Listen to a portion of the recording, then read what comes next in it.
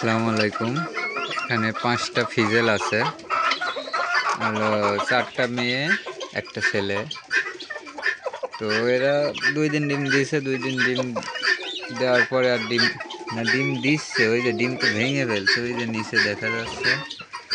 এই কাহিনী আগে জানি না, মানে আপনার 4 দিন ডিম দিছে, একটা ডিম উঠাইতে পারছি, বাকি আপনার 3টাই ভেঙে লাইছে। আজকেও দেখতেছি ওই যে ডিমটা ভাঙছে।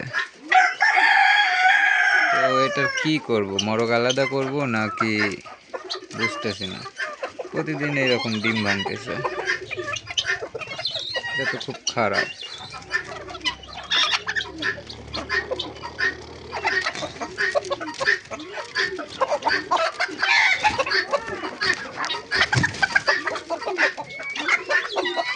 এইটা একটু ভয় পাচ্ছে, আজকে মরকের কাছে বেশি তো।